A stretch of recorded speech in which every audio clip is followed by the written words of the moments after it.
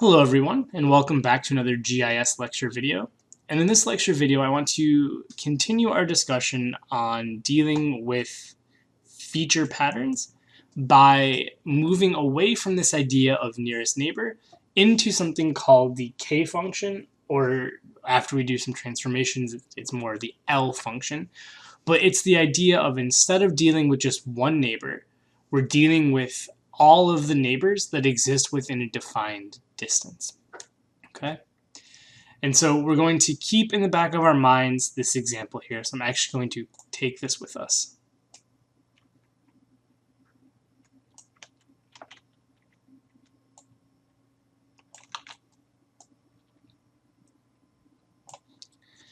We can get rid of the bit here, and we can continue our discussion by talking about this new concept that's related to nearest neighbor distance, called the L function or the K function. So it's originally called the K function,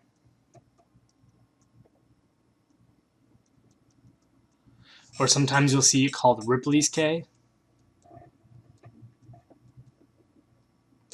But in reality, what these things are doing inside of most software is actually the L function.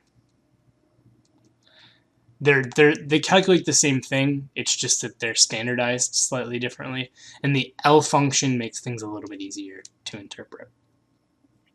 But regardless of which one you're using, the idea here is that we're going to essentially look at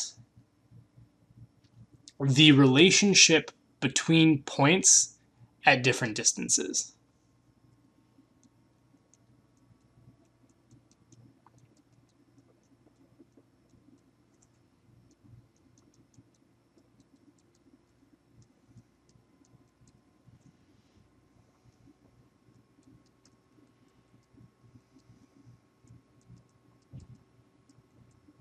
Right? And this might be useful if, for example, you might have a situation where, hey, points that are close together are clustered, but points that are farther apart are dispersed, right? And what Ripplys K allows us to do is it allows us to examine how those relationships change for a data set over distance, right? At some distances, do points appear clustered versus at other points do they seem dispersed? And this is something that we have not been able to do yet. Right, with our grid squares, right, we can determine whether or not there was a statistically significant pattern. And with nearest neighbor, we can tell if the whole data set can exhibited a particular pattern. But with Ripplys K, now we can see how that pattern changes with distance. The calculation itself is a little bit more complicated because we're doing multiple iterations of comparing every point to every other point. But I'm going to do my best to walk us through one calculation so you get a feel for how it works. And then we'll extrapolate out to look at a diagram of typical results and how that diagram is interpreted. So again, the idea here is that we're looking at the relationship between points at different distances. And so what we're going to do here is we're going to be calculating some function called L at some distance we'll call D.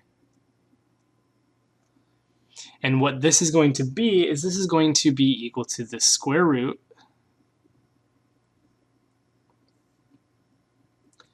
of the area of the entire study area. And you're going to get this double sum here, I to j. This I sub j, and then the distance between the two, all over pi times n minus 1. Okay? So all this is doing, right? We know all the pieces. We've seen this before. This is area. We've seen this before, at these two ends. This is the number of points.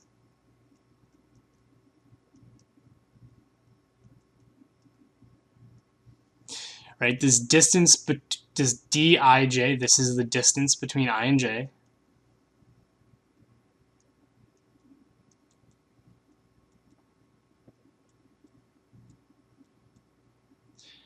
Right? This double sum is just saying sum up all of the distances. The only new piece here, oh, we have, sorry, I almost forgot about pi. We have this constant. It's constant pi. The only new piece we have here is this I sub j. And the reason we use an I is because this is often called an index. Right?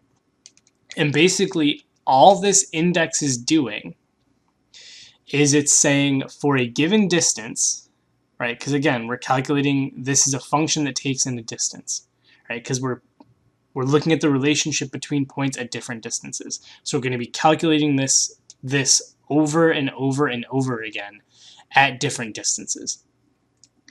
And this index is basically just saying 1. Let me actually make that a different color. Right, this index is basically saying I'm a 1 if dij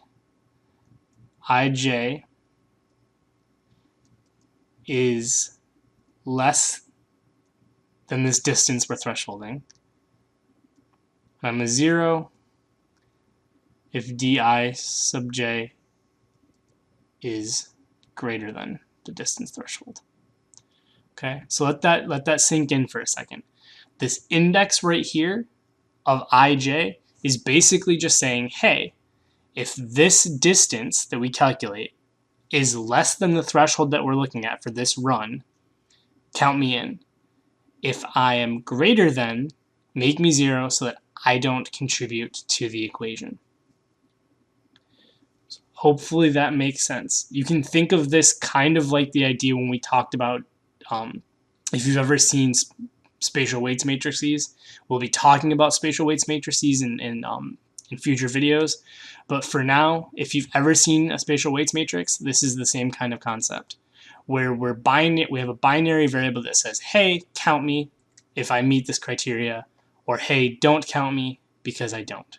And this criteria is basically whether or not this distance is less than whatever this threshold is. Okay?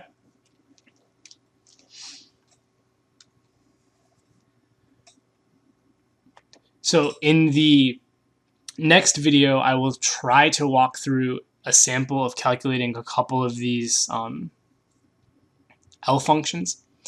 But for right now, I want to skip the calculation and just jump right to the idea of what we get out of it and how we interpret it. So what we get out of it is going to be a graph. On the x-axis is our distance. On the y-axis is our L value, is our LD value. Okay? And what we get is we get some sort of curve. Typically what you'll see is you'll see it have a lower L value at lower distances, and then you'll see it increase, and then you'll see it kind of almost like a logarithm. It'll start to flatten out as you get to greater distances. This is very typical of an L function. They do not always look like this, and they might be higher or lower initial values, but typically they're going to look something like this.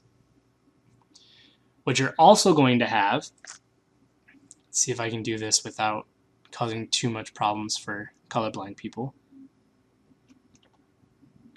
What you also are going to have is you're going to have a diagonal line here.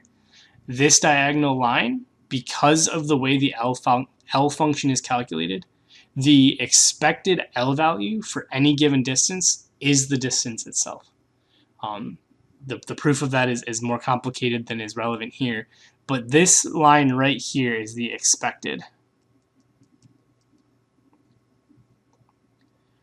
Right? This line, just to be clear here, this line is the observed. or this is what we calculate when we do many distances into this equation, we're going to get a curve that looks something like this typically. Okay? And then what we're also going to get is we're also going to get some sort of confidence interval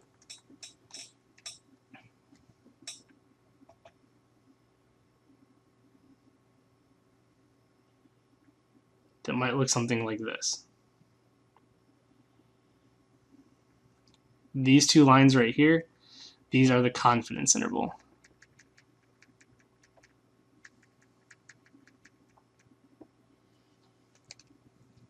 Okay. So the way that we interpret this L function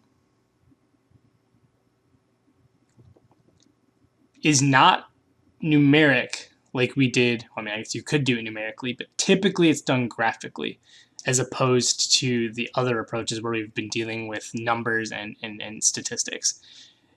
In this case, typically we're going to be dealing with it graphically, and what we're going to be looking at specifically is the relationship between the observed, the expected, and the observed and the confidence interval. Okay? So let's go ahead and slide over here, give ourselves a little bit of room, and let's talk about 3 possible cases.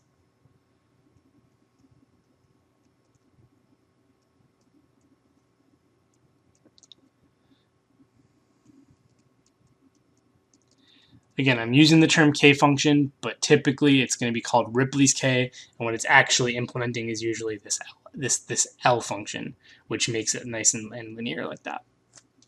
So there's 3 cases, right? The first case is that the observed is inside of the confidence interval.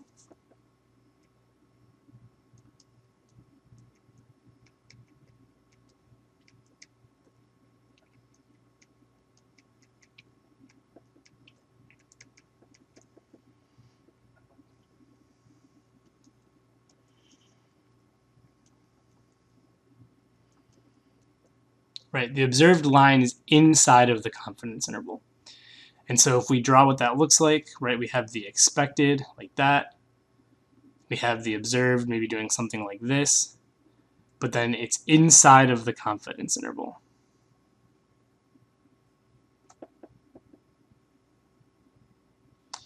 What this means, if the observed line is inside of the confidence interval, means that no matter what it's doing, the pattern is not significant.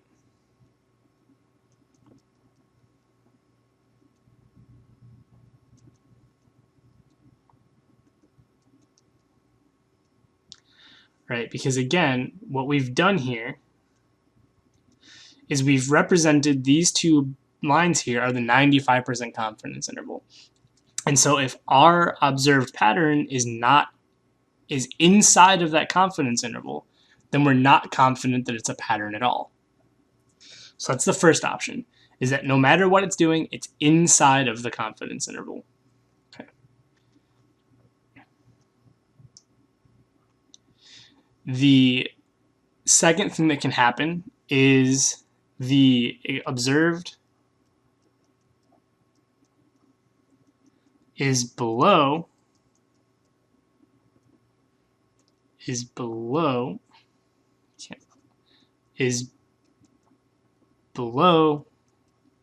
the expected.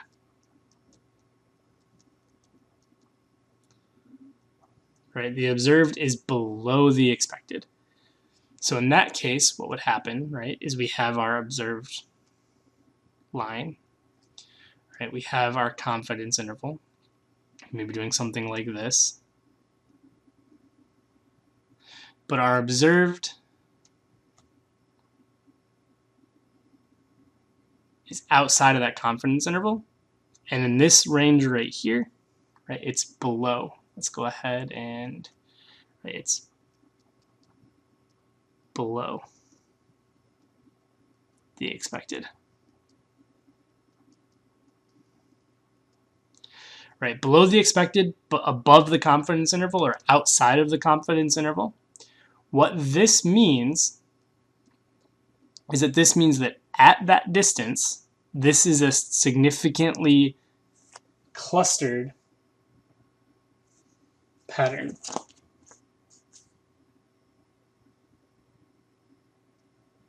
Or I'm sorry, this is a significantly dispersed pattern.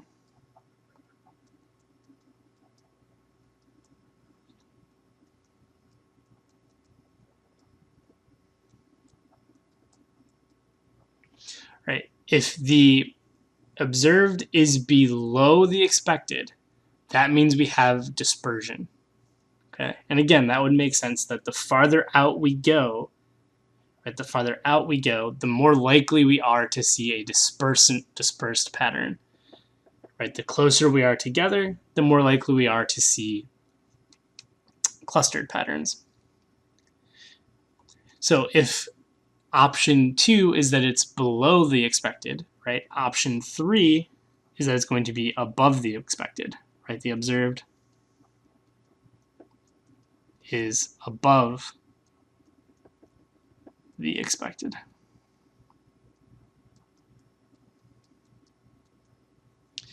Right? And so what we would see in that case, right, if we were to draw our diagram here, right, we would have our line, we would have the data maybe doing something like this. Right, our confidence interval, we're still assuming we're outside of the confidence interval, right? Because if we're inside of the confidence interval, then we go back up here and we have no significant pattern, right? But as long as we're outside of the confidence interval, right, in this case, over here, right, we are above, right, we're above expected. Right, we're above expected. In this case, what that means is that we have a significantly clustered pattern.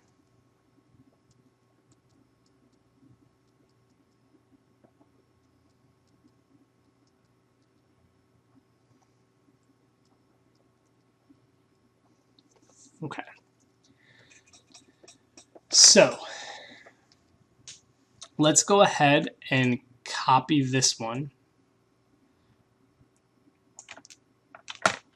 And let's break this one down in its entirety.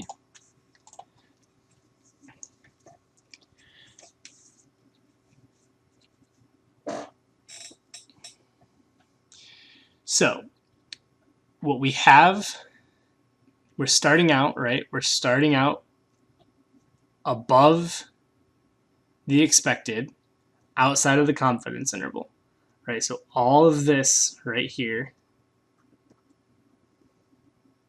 right, is above the expected and above the confidence intervals. All of this is going to be clustered, right? And then we switch, right here, we start to be below the expected, but outside of the confidence interval. So this area here is going to be dispersed. Okay, so as you can see, any data set can have both clustered and dispersed patterns depending on the distances you're talking about. So what does this mean? Well, this means that there is some threshold distance.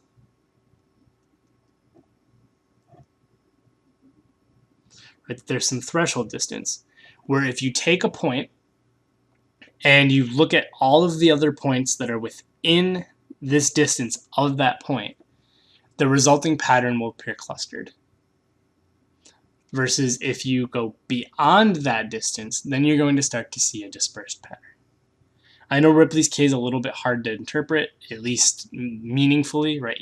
The graph is pretty straightforward, but understanding the meaning behind it can be a little tricky. So I encourage you to look at examples and mess around with this stuff.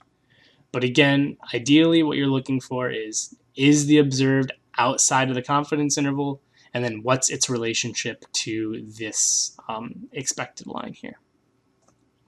So as always, if you have any questions, please reach out. Thank you.